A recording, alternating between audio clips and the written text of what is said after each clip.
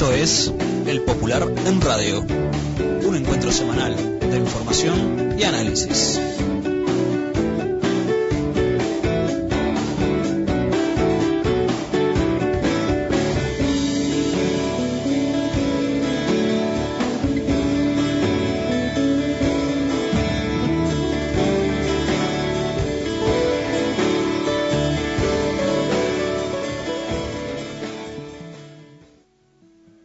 Buenos días a todas y todos. Esta es una nueva edición del Popular en Radio, un espacio de comunicación con los comunistas, los frente amplistas, los militantes sindicales y sociales y con todos los hombres y mujeres interesados en la política y en profundizar el proceso de cambios en nuestro país.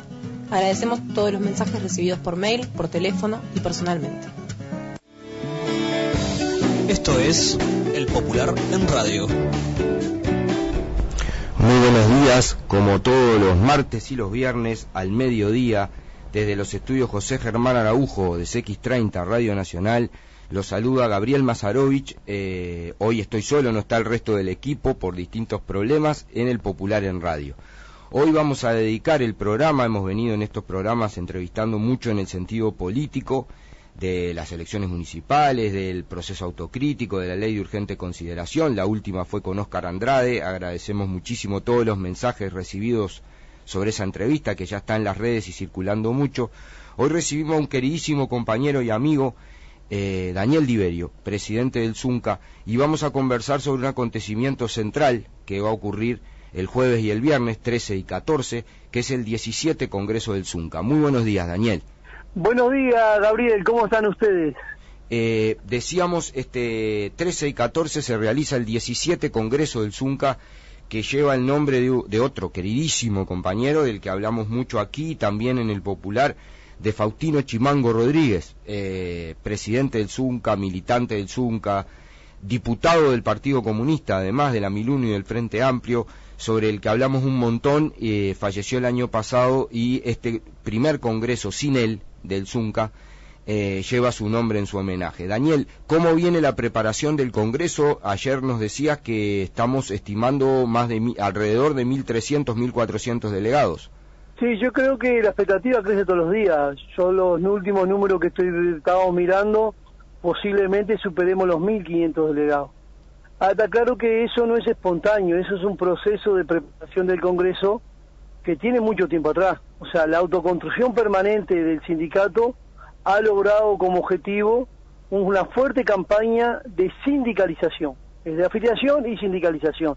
Esa fuerte campaña de sindicalización hecho en los últimos años, ¿no?, ha permitido que justamente en momentos medio complicados, donde bajó justamente de forma sensible la ocupación en la industria de la construcción, mantener el nivel organizativo y de respuesta ante la convocatoria, bueno, habla justamente de un proceso que es justamente organizado con mucho pienso, y bueno, y la verdad que con mucha alegría, porque en realidad este Congreso se discutió a lo largo y ancho del país, con miles de asambleas realizadas en todos los departamentos, asambleas realizadas en algunas obras que tienen 100, 200, 300 trabajadores, como centro de trabajo que nos hemos encontrado en el medio del campo con 5 o 6 compañeros, que también son parte de la discusión, que también eligieron su delegado y son parte también de nuestro Congreso. Entonces, para nosotros es un proceso que reafirma un trabajo que venimos haciendo, y está claro que esto tiene una antesala que fue el encuentro programático, donde también en ese encuentro programático participaron más de 1.000 delegados,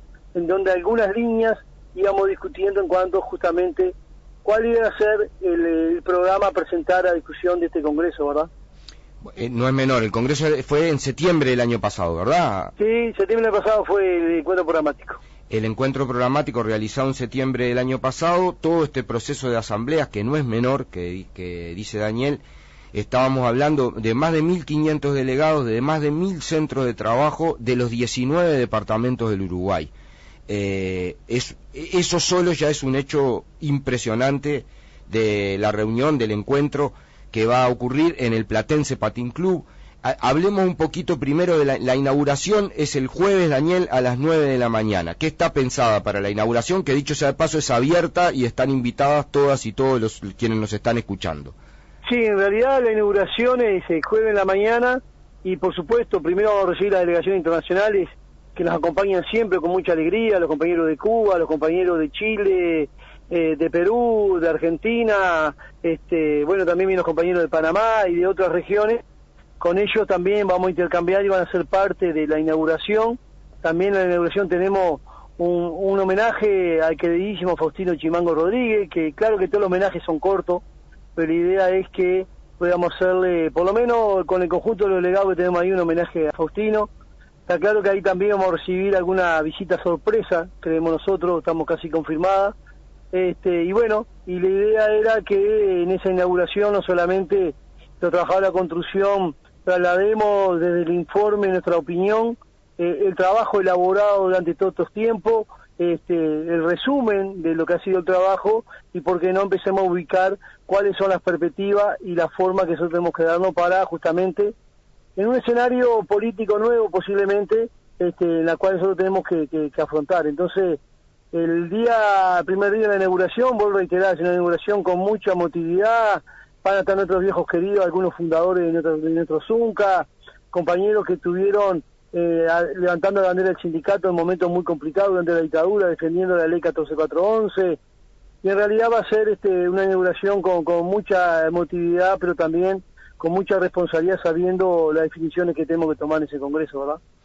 Daniel, justamente en eso vamos a concentrarnos en ese planteo, antes de entrar en los planteos programáticos y reivindicativos. El Zunca es muy conocida la lucha del Zunca a nivel nacional, han tenido una enorme repercusión sus enormes asambleas, las últimas, por ejemplo, recuerdo la del Teatro Verano, la que se hizo desbordando el Palacio Peñarol porque había una alerta de tormenta, sí, y se tuvo que ir marchando y meterse para dentro del Palacio Peñarol porque no había posibilidad de hacerla, sí, como se había pensado. Hubo otra también en el velódromo gigante, sí, también, sí, que todo el mundo comentó, pero a veces se conoce menos, aunque nuestro pueblo sí conoce, de todo el despliegue, porque es claro que la lucha sindical tiene que ver con la lucha reivindicativa, con el salario, con las condiciones de seguridad en el empleo, pero hay un trabajo enorme del Zunca en el que tenía que ver Faustino y todos ustedes. Por ejemplo, hablemos un poco de la Brigada Solidarias Agustín Pedrosa. ¿Cómo viene el trabajo allí y cuál es el concepto? Bien, en realidad la Brigada Agustín Pedrosa nace a partir de la necesidad de organizarnos para que la solidaridad que ya tenemos impregnada de forma natural los trabajadores, organizarle que dé mejor resultado. Y ahí nace la idea de organizarnos con la Brigada Agustín Pedrosa. Esa brigada que nació con mucha necesidad de participación justamente en los barrios más carenciados, los primeros acuerdos fueron justamente con el Plan Junto, y hay que ver que esa brigada logró algunos objetivos que para nosotros son centrales. El primer objetivo era poder ayudar a aquellos que están más jodidos, es cierto, pero también lograr hacer entender de que hay otra forma de construir una nueva sociedad a partir de la solidaridad. Entonces, cuando llega la Brigada Solidaria a un barrio, a una escuela, a un pueblito perdido, genera eso de la solidaridad que se despierta en el conjunto de los vecinos. Y nuestra brigada que nació en la construcción, es cierto, y tenemos mucho orgullo y alegría de eso, pero a ella se le sumaron, por ejemplo, cientos de gurises que venían de estudiantes, de la FEU, de distintas centros de estudiantes, que se sumaban a la brigada todos los días, que dejaban los libros por un rato y andaban cinchando los baldes. O también se sumaron nuestros viejos jubilados que recuperaban su herramienta guardada a veces en los galpones y también se sumaban. Y se sumaron también la cantidad de compañeros y compañeros de otros gremios que se sumaban a la Brigada Agustín Pedrosa. Entonces la Brigada Agustín Pedrosa dejó de ser un poco la Brigada de la Construcción, mi opinión, y pasé a ser la Brigada del Pueblo, que es solidario con aquellos que están más jodidos, ¿no? Yo creo que es importante resaltar eso. Y lo segundo, la brigada también tiene un componente que es central para los trabajadores, y nosotros siempre hacemos hincapié en eso, que cada vez que vamos a la brigada, o aquel que va por primera vez a una brigada, después que participa, ya no es la misma persona. Entonces también la brigada es una parte periódica justamente de formación, nos hace crecer como ser humano, como trabajadores. Yo creo que eso es fundamental. Y es cierto que las brigadas muchas veces son muy visibles cuando hay una situación muy compleja, como fue en Dolores, y lo que fue en Rocha, lo que fue en San Carlos, los inundados de Durano, los inundados de Canelones y otras partes. Pero hay brigadas que muchas veces son muy poco visibles, a veces son perdidas en algún barrio o en algún pueblo, donde echamos un poco de hormigón en un rancho que tiene piso de barro, o cambiamos un techo, y quizá no sea muy visible, pero la importancia que tiene para esa familia y para el compañero que tiene esa brigada es central. Entonces, para nosotros la brigada Agustín Pedrosa cumple ese objetivo, y el segundo objetivo que cumple la brigada es un proceso de unidad con el conjunto del pueblo. Nosotros decimos que está bien que tengamos un sindicato fuerte, que tengamos una central fuerte, pues si no logramos unidad por abajo, con los barrios, con el pueblo, para tener justamente un frente mucho más ancho, por contrarrestar la ofensiva a la derecha, vamos a tener dificultades. Y la brigada capaz que en eso aporta modestamente, porque también cuando llegamos a los barrios, después queda armado algo que justamente es entre los trabajadores y los vecinos. Fíjense que hubieron actividades del Zunca nuestro y en alguna asamblea general, donde vinieron algunos camiones con vecinos justamente del barrio Plan Junto, en la cual nosotros habíamos participado construyendo su rancho, y bueno, participaban con nosotros en distintas actividades. Eso te da mucha alegría. Y también una confirmación que es un proceso que tenemos que profundizar. Y en ese marco está claro que en los últimos años, uno de los referentes que le habíamos puesto al frente de la brigada era Faustino. Claro, sí. Faustino un viejo peleador, todos los días llamaba, se enojaba si no venían los materiales, ¿qué falta? Y está claro que precisamos esos compañeros, ¿no? Que con esa firmeza entiendan que la tarea que a veces sea tan menor es la más importante que tenemos, ¿no? Entonces yo creo que ese es el objetivo de la brigada, y por eso también en este congreso vamos a estar haciendo un balance de nuestra brigada, y por supuesto vamos a estar poniéndole prueba a generar las condiciones que la brigada sea un componente fundamental en el próximo proceso, ¿no? Sí, yo recordaba con mucho cariño, hemos compartido contigo brigadas también, sí, como mucha de la gente, y de las últimas que me tocó fue con Faustino pintando una escuela en Pajas Blancas. Claro. Y recuerdo el orden que le implicaba el trabajo, ¿no? O sea, no era una cosa para que saliera más o menos, era un orden muy específico, con mucho trabajo y con mucha fraternidad, aprendiendo del ejemplo, sin duda. Sí. Vamos a hablar de, esto fueron miles de horas solidarias, de 2 puntos más antes de pasar a la parte reivindicativa del Zunca. El Zunca logró en la negociación colectiva, hace tiempo ya atrás, pero con un despliegue muy grande en los últimos años, los fondos sociales, que implican muchas cosas, capacitación, el cine viajero, pero hablemos, por ejemplo, del cine viajero y de algo que está ocurriendo ahora, que salió un video, que es la entrega, que tampoco se sabe mucho, de más de 30.000 sets de útiles escolares y liceales que además tienen botas, tienen túnicas, y ahora comentaban los compañeros que están a cargo en un video que está saliendo que este año se le agregó a los liceales la tabla de dibujo, por ejemplo. Sí, en realidad los fondos sociales es una herramienta que importantísima para los trabajadores, pero también, viste, igual que la brigada, es una herramienta que nos permite a nosotros también soldar por abajo con los distintos barrios y los distintos pueblos.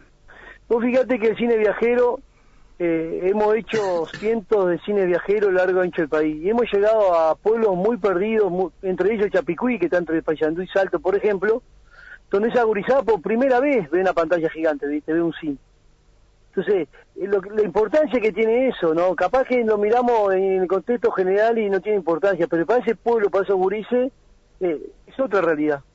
Pero más, no solamente en los pueblos más lejanos, en los barrios periféricos acá, hemos hecho cine viajero, en el 40 Semanas, en los barrios de los Reyes, yo qué sé, en el Casabó. En realidad había miles de gurises que también tenían la posibilidad de ver por primera vez una pantalla gigante.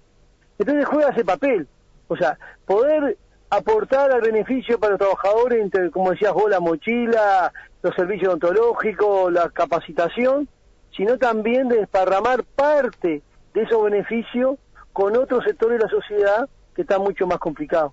Y los fondos sociales juegan ese papel. Ahora estamos en plena entrega de las mochilas, es cierto, y eso hace también de que la participación en la entrega de la mochila, en la preparación de eso, en la juntada de los documentos, no solamente es el trabajador de la construcción organizado, participa la familia. Entonces hemos logrado también por intermedio de los fondos sociales que la familia de los trabajadores y las trabajadoras sean parte íntegra de la construcción de la herramienta. Y eso para nosotros es muy importante, porque creemos nosotros que hay que trabajar mucho más, como siempre decimos, en buscar unidad por abajo. Entonces el trabajador muchas veces es organizado en su centro de abajo, es el delegado, es el más duro, el que más defiende, pero muchas veces falta la discusión en su seno familiar, para dónde hay que ir. Entonces estamos trabajando en ese proceso, que la discusión se dé en la familia, que la discusión se dé en la cuadra, que se dé en la manzana, que se dé en el barrio.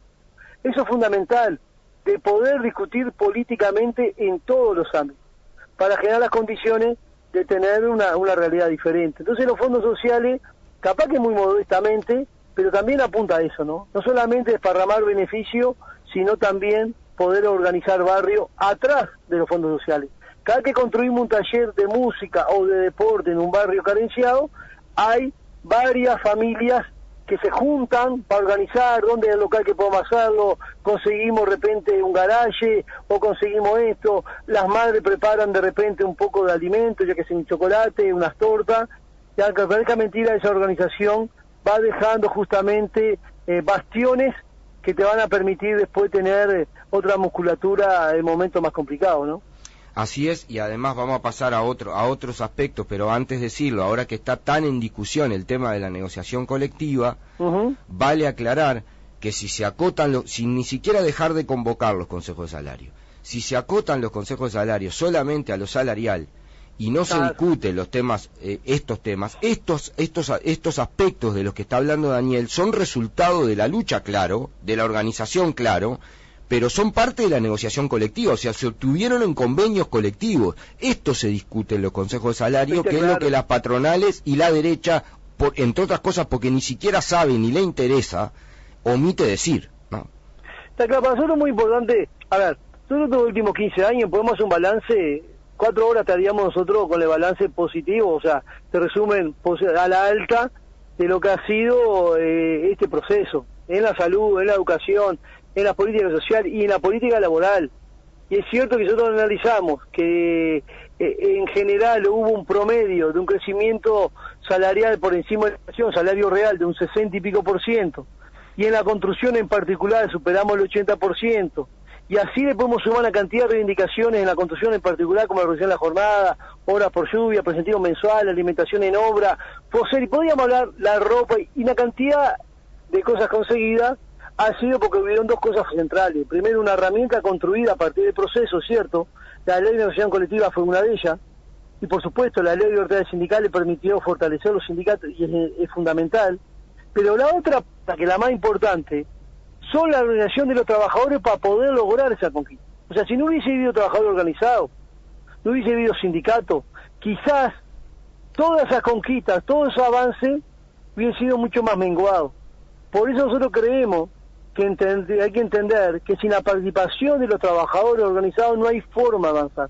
No se puede sostener ningún gobierno ni proceso de izquierda si no hay movimiento sindical fuerte y organizado. Porque si hoy tenemos más derechos, es porque hubo sindicato. Si hoy tenemos mejores salarios, porque hubo sindicato. Si hoy hay más libertad, porque hubo sindicato. Si hay más democracia, porque hubo sindicato. Y esa es la discusión central que tenemos que dar, porque está claro que el objetivo de la derecha, como ha hecho en toda América Latina, es tratar de paralizar, de neutralizar justamente la pata más ancha que tiene estos procesos, el movimiento sindical. No fue casualidad, capaz me estoy integrando con lo que nos estamos hablando, no fue casualidad, lo primero que hace Bolsonaro cuando llega a Brasil, al gobierno, es una reforma laboral que paraliza, que degüella de parado, o intenta degüellar parado al movimiento sindical. ¿Qué se está discutiendo en Chile hoy? ¿Cuáles son las grandes movilizaciones que están haciendo? Para tratar de reformar una constitución que viene de la época de Pinochet, ¿verdad? ¿Y qué dice, entre otras cosas, esa constitución? Que está prohibido organizarse, que está prohibido movilizarse, que está prohibido pelear, que está prohibido sindicalizarse. Siempre la derecha tiene como objetivo, primero que nada, es neutralizar el movimiento sindical. Lo intentó Macri en Argentina. Por eso debemos entender nosotros que la pelea fundamental que se nos viene es quién aísla a quién. Y debemos entender y discutir con el pueblo que la presencia del sindicato es la garantía de los derechos. Y eso es así, porque voy a reiterar, en estos 15 años hubo avances históricos. En cada avance estuvimos los trabajadores organizados para que ese avance se diera. Y también, cuando se cometieron errores, también estuvo el movimiento sindical para corregir esos errores. Algunos de ellos, el Tratado de Libre Comercio en 2007-2008, que fue el intento de Tratado de Comercio del TISA, lo que fue en cada consejo salario romper las pautas salariales ubicadas por la propia economía, el intento de modificar la ley 14.411, que era el salario vacacional y la licencia de trabajar en la construcción, por ejemplo, el decreto de sensibilidad de la educación. Esos errores los trabajadores salimos y lo corregimos. Entonces es fundamental el movimiento sindical, justamente para marcar la cancha. Y en ese marco yo creo que este Congreso tiene mucho para discutir en eso. Porque decías tú, es cierto, ninguna derecha, ningún gobierno va a decir mañana voy a eliminar la negociación colectiva, la ley. Porque mañana tiene todo el pueblo en la calle. Lo que van a generar un escenario para eso. Lo primero que hacen, como han hecho en toda América Latina, intentar desprestigiar al movimiento sindical. Hacerlo responsable de cualquier mal. Recordemos lo que era el discurso de los autoconvocados, que después también lo repetían los candidatos de derecha. La rigidez sindical, es insoportable la dictadura del PCNT que no permite que vengan los inversores y por eso no tenemos trabajo. El peso que tiene la mochila del salario en el campo, eso hacía, claro, que van generando justamente una discusión en el conjunto del pueblo para después tener las condiciones de tomar las medidas. Por eso la pelea fundamental es justamente con nuestra propia cabeza. Entender que tenemos que salir a discutir con el pueblo cuáles son nuevamente los proyectos que tiene la derecha. Y lo ha hecho en toda América Latina. Tanto así que se atrevieron a ir más allá como en Brasil y meter preso a Lula, que justamente es un referente a nivel mundial. Entonces yo creo que también en Uruguay se puede generar un escenario en donde van a intentar de primera mano desprestigiar al movimiento sindical y al movimiento social, para después tener el campo de orégano, para empezar a tomar las medidas. Y nosotros vamos a tener los consejos salarios, ¿cierto? Como decías tú, uno de los primeros gremios que nos toca ir a los consejos salarios, y está claro que vamos a tener negociación colectiva porque no lo van a sacar. Ahora, el lío, la pregunta, la preocupación, ¿cuáles son los consejos salarios que vamos a tener? ¿Cuál va a ser las condiciones? ¿Cuál va a ser el escenario? ¿Cuál va a ser las pautas? ¿Cómo va a ser el correctivo? ¿Cómo se van a dar? ¿Van a ser por región? ¿Va a ser bipartito? ¿Va a ser voluntario? Eso está carta bajo la manga. Por eso para nosotros, empezar a discutir esto y a pelear esto para nosotros es central. Por eso, descartamos de plano lo que se plantea en la ley de urgente consideración, que para nosotros, más que ley de urgente consideración, es una ley de urgente recorte y ajuste de cuenta con los trabajadores y el pueblo. Es el contenido de la ley. Y capaz que te dicen, simplemente vamos a tocar dentro de la ley, dentro de las libertades sindicales, la ocupación como extensión de huelga. Es un hecho menor. Casi no hay ocupación en el Uruguay. En mi gremio, en la construcción, casi no existen. Y no es porque despreciemos a medida, sino que tomamos otras formas que nos permiten resolver sin tener que tomar la medida de la ocupación. Pero no la despreciamos. Ahora, que nos toquen eso, es tocarte la ley de libertades sindicales.